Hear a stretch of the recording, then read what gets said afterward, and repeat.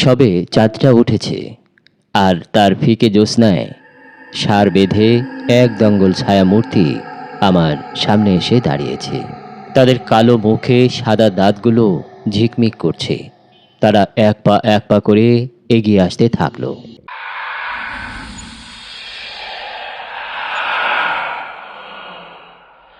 কেকড়াটিহির মাঠে অনেক বছর আগে এক সন্ধ্যাবেলায় এই ভয়ঙ্কর দৃশ্য মনে পড়লে এখনো আতঙ্কে আমার শরীর এহিম হয়ে যায়। কথায় বলে 12 ভূতের পাল্লায় পড়া। আমি পড়েছিলুম 13 ভূতের পাল্লায়।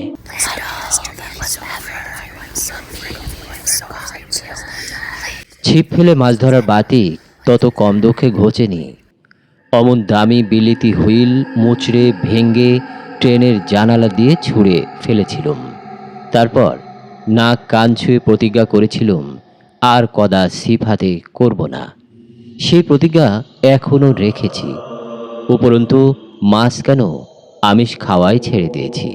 তাই বেশ নিরাপদে আছি বলতে গেলে।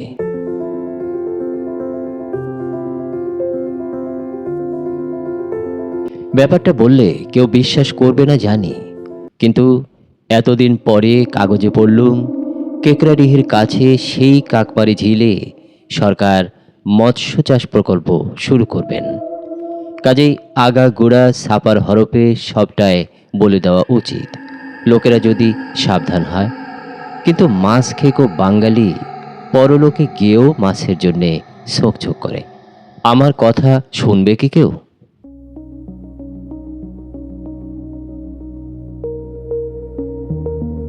বছর 5 আগের কথা।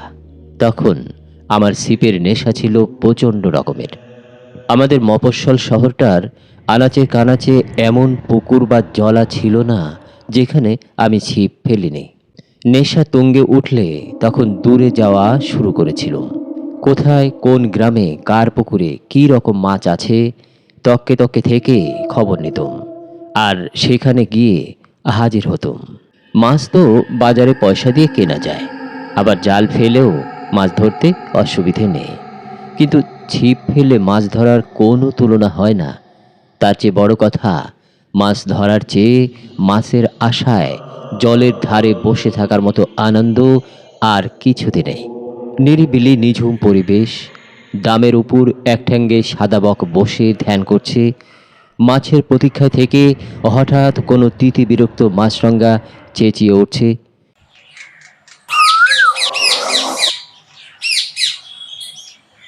জলের উপর তর তরিয়ে খেলে বেড়াচ্ছে জল মাকড়সার ঝাঁক।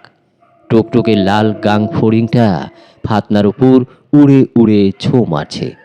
তারপর ফাতনার কাছে জলের বুজকুড়ি পড়ছে। হ্যাঁ, চারের মাছ এসেছে। এত মোটা বুজকুড়ি যখন, তখন মাছটা হয়তো কিলো 10 হবে। উত্তেজনায় রক্ত চনমন করছে।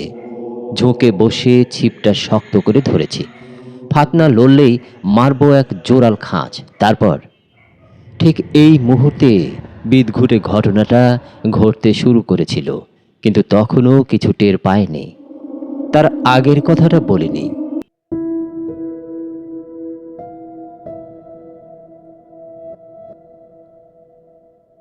শুনেছিলাম কেকড়াডিহির ওদিকে একটা ঝিল আছে, তার নাম কাকমারি ঝিল। কাকের কথাটা কেন আসছে জানতুম না, পরে অবশ্য জেনেছিলুম। তো সেই ঝিলে নাকি আদ্যিকালের বিশাল বিশাল সব মাছ আছে। ছিপ ফেললে তারা এসে টোপ ঠোকরায় বটে, কিন্তু আজ পর্যন্ত কেউ একটা মাছও গাঁথতে পারেনি বড়শিতে। সেই শুনে আমার জেদ চড়ে গিয়েছিল। আশ্বিনের এক দুপুর বেলা কেকড়াডিহি স্টেশনে ট্রেন থেকে নেমে পড়ল।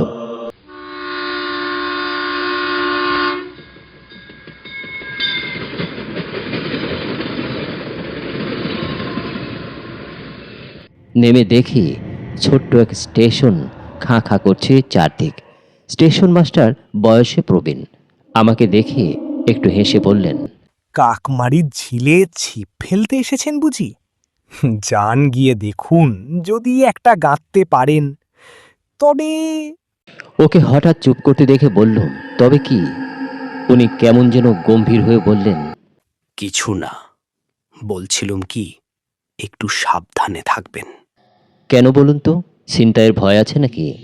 স্টেশন মাস্টার এবার কেমন যেন হাসলেন। না না, ঝুংলে জলা জায়গা, ওখানে ছিনতাই বাজরা যাবে কি আশায়? কাক, বুঝলেন, কাকের বড় উপদ্রব ওখানে, সেই জন্যই তে কাকমারি ঝিল নাম হয়েছে। মাছ মারবেন না কাক মারবেন সেটাই প্রবলেম। থাকবে, এসেই পড়েছেন যখন, তখন আর দেরি করবেন না, সন্ধ্যার আগেই ফিরে আসুন, ভালোই ভালোই। এইসব অদ্ভুত কথাবার্তা শুনে মাথা মুন্ডু কিছুই বুঝলাম না। ভদ্রলোক স্টেশন ঘরে ঢুকে গেছেন। চেঁচিয়ে জিজ্ঞেস করলুম, ঝিলটা কোন দিকে বলুন তো? জানালায় মুখ বাড়িয়ে বললেন, নাক বরাবর হেঁটে যান। আর একটা কথা, মাছ যদি গাঁথতে পারেন, আমার কিন্তু 1/3 পাওনা রইল। প্রতিশ্রুতি দিয়ে নাক বরাবর হাঁটতে থাকলুম। রাস্তা টাস্তা নেই, পোট জমির উপর ঘন ঘাস আর ঝোপঝাড় গজিয়ে রয়েছে। বেশ খানিকটা এগিয়ে ঝিলটা দেখা গেল। দারুণ সুন্দর পরিবেশ, জলজ গাছ আর দামে ঢাকা ঝিলটা আয়তনে প্রকাণ্ড বলা যায়। মস্ত বটগাছের তলায় মাছ ধরার ঘাটটা দেখে মন আনন্দে নেচে উঠল। কিছুক্ষণের মধ্যে চার ছাড়িয়ে টোপ গেথে ছিপ ফেলে আরাম করে ছায়ায় বসে পড়লুম।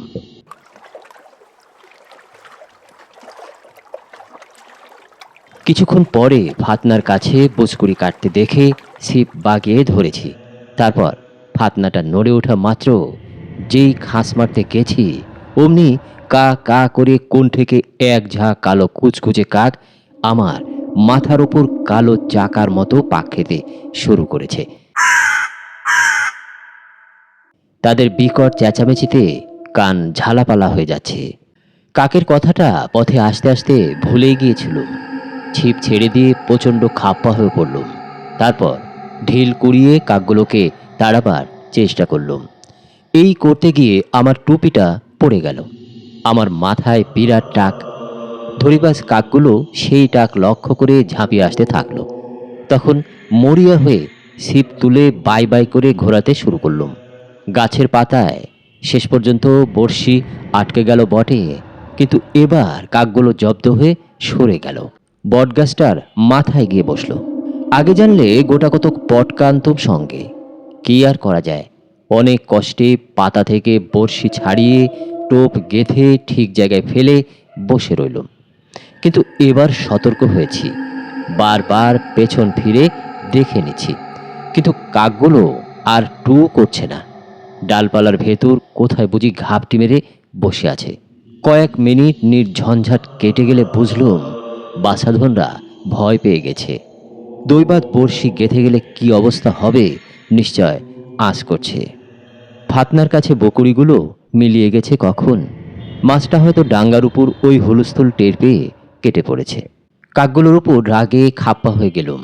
তারপর খেয়াল হলো, ওই যা, টুপিটা কোথায় পড়েছে খুঁজে আনতে হয়। কাকের লক্ষ্যস্থল আমার এই বিরাট টাকটাকে এখনো ঢাকিনি কোন আকেলে। টুপিটা ঝোপের পাশে পড়েছিল, কুড়িয়ে মাথায় পড়েছি। হঠাৎ বটতলার অন্য পাশ থেকে একটা কালো খেকুটে চেহারার লম্বা নেকে তোক বেরিয়ে এলো। পাড়াগাঁয়ের মাঠে ক্ষেত খামারে যারা কাজ করে সৎ তাদেরই কেউ। কোমরে একটুখানি ন্যাকড়া জড়ানো শুধু, বাদবাকি শরীর নগ্ন। এক গাল হেসে সে বলল, কি মশাই, মাছ পেলেন নাকি? বিরক্ত হয়ে বললুম, কই আর পারলুম, যা কাকের উপদ্রব। লোকটা খা খা ধরনের হাসি হেসে বলল, বলে দেব, আর ঝামেলা করবে না। তবে কিন্তু মাছের ভাগ দিতে হবে বাবু মশাই। তা না হয় দেব, কিন্তু বলে দেব মানে কি? কাকগুলো কি তোমার পোষা কাক নাকি? লোকটা তার লম্বা নাকের ডগা চুলকে বলল, অত কথায় কাজ কি বাবু মশাই? যান, বসুন গে। ছিপের কাছে বসলুম আবার। ভাবলুম লোকটা আসলে রসিকতা করছে। বললুম, ওহে, মাছ ধরতে পারলে তোমাকে একটা অবশ্যই দেব। তুমি দেখো যেন কাকগুলো আর বিরক্ত না করে, বরং গাছের ডাল ভেঙে নাও একটা। লোকটা বলল, কিছু ভাববেন না, আপনি ফাতনার দিকে চোখ রাখুন। ফাতনার কাছে আবার বকুড়ি ফুটে উঠল। ছিপ বাগিয়ে ধরলুম, ফাতনাটা নড়লেই খাঁস মারব। কিন্তু সেই সময় পেছনে বটতলায় ধূপ ধূপ ধূপ ধূপ শব্দ হলো এবং এবং চেরা গলায় কারা চেঁচামেচি করে দৌড়ে এলো মাছ মাছ মাছ।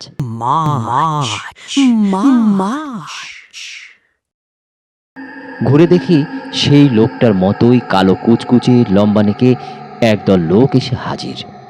মাছ বলে চেঁচামেচি করছে এবং আগের লোকটা তাদের থামাবার চেষ্টা করছে। রাগে মহা খাপ্পা হয়ে উঠে দাঁড়ালুম। তারপর প্রচণ্ড ধমক দিয়ে বললুম, চুপ সব চুপ, পেয়েছো কি তোমরা? এখানে হইচই করছো কেন অত? লোকগুলো এক গলায় বলল,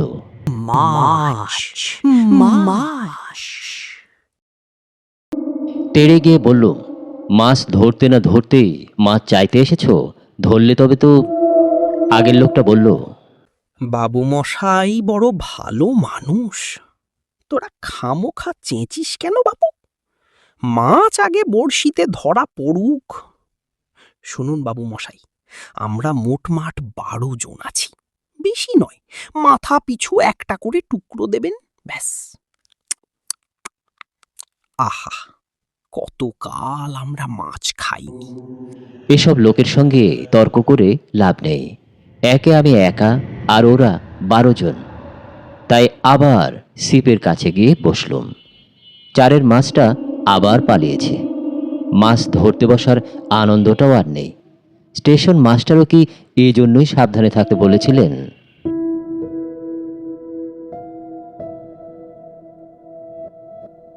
একটু পরে ওদের দেখার জন্যে পেছনে তাকালুম। অবাক হয়ে দেখলুম ধেড়ে লোকগুলো বাচ্চা ছেলেদের মতো বটগাছটার ঝুড়ি বেয়ে উঠছে। কেউ কেউ ডালে চড়ে বসেছে, কেউ ডাল থেকে ধূপ করে পড়ছে, আবার ঝুড়ি বেয়ে উঠে যাচ্ছে। মনে হচ্ছে একপাল হনুমান যেন।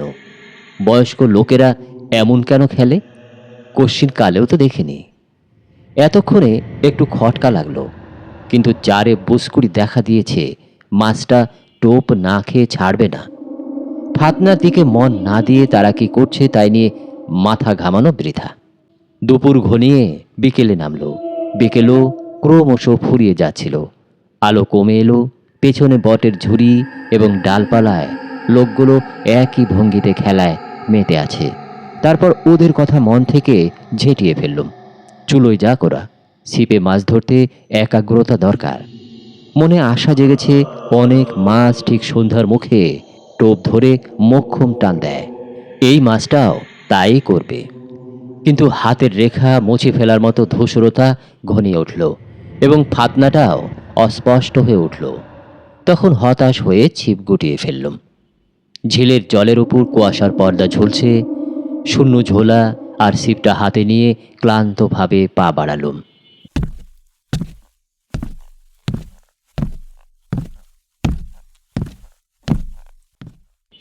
বটতলায় আবসা আধার জমেছে। পোকামাকড় ডাকতে শুরু করেছে, কিন্তু লোকগুলো কোথায় গেল? ভাবলুম মাছ গাঁততে পারেনি লক্ষ্য করে ওরাও হতাশ হয়ে কেটে পড়েছে। একটু দূরে কেকরাডিহি স্টেশনের সিগন্যাল বাতি জল করছিল। সন্ধ্যা 7টা নাগাদ আমার ফেরার ট্রেন। ধীরে সুস্থে হাঁটছিলুম।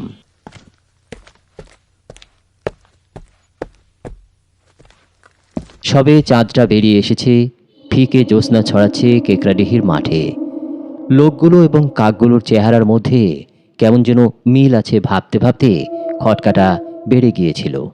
তারপর মনে হলো আমারই দেখারই ভুল। রোদ বৃষ্টিতে খেটে ওদের চেহারা অমন ঘেকুটে হয়ে গেছে। আর কাকের হামলাও কিছু অস্বাভাবিক ব্যাপার নয়। এদিকে মাছের উপর গ্রামের লোকের অমন কাঙ্গালাপনা থাকতেই পারে। সব মাছ তো শহরে চালান যাচ্ছে। কাজেই একটা অকারণ, একটা স্বাভাবিক ব্যাপারকে রহস্যময় বলে ডাকছি। কিন্তু হঠাৎ দেখি সামনে এক দঙ্গল ছায়ামূর্তি সার বেঁধে দাঁড়িয়ে আছে। থমকে দাঁড়ালো।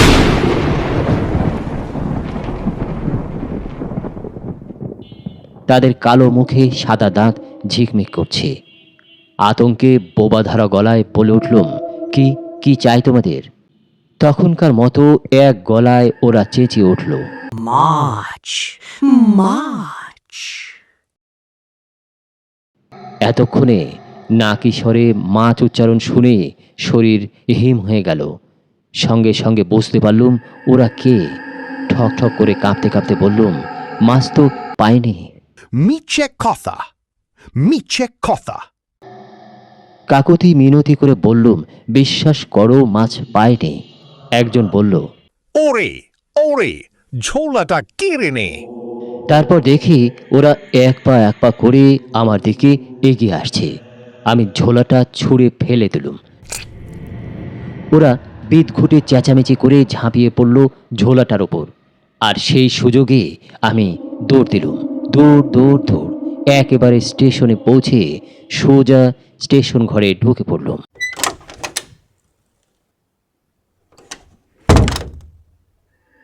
টেবিলের ওপর রেলের লণ্ঠন জ্বলছে, কিন্তু স্টেশন মাস্টার কোথায় গেলেন?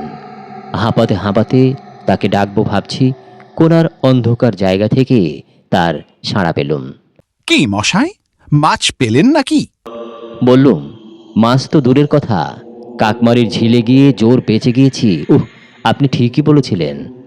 বলে স্টেশন মাস্টার অন্ধকার থেকে বেরিয়ে এলেন, মুখে সেই অদ্ভুত হাসিটা। কিন্তু আমার যে মাছের ভাগ চাই, কথা দিয়েছেন। আমি মাছ খেতে ভালোবাসি, মাছ আমার চাই। শেষ বাক্যটি কি না কিশোরে উচ্চারণ করলেন। আর ঠিক সেই লম্বানেকো আজও প্রাণীগুলোর মতোই ওর গায়ের রং, এবং উনি এক পা করে আমার দিকে এগোচ্ছেন দেখছি। এক লাফে বেরিয়ে যাব ভাবছি, হঠাৎ কেউ ঘরে ঢুকে হেড়ে গলায় গর্জন করলো, তবে রে বেটা মাছ খেকো, আবার তুমি আমার আপিসে ঢুকে বসে আছো? স্টেশন মাস্টাররূপী লোকটা অমনি জানালা গলিয়ে পালিয়ে গেল। আমি ফ্যাল ফ্যাল করে তাকিয়ে আছি। আসল স্টেশন মাস্টার, যার সঙ্গে তখন আলাপ হয়েছিল, হাসতে হাসতে বললেন, ভয় পাননি তো? এই অখাদ্য স্টেশনে মশাই এসব ঝামেলা লেগেই আছে। দেশে মাছের বড় আকাল। যাগে বসুন, মুখ দেখেই বুঝেছি কি ঘটেছে।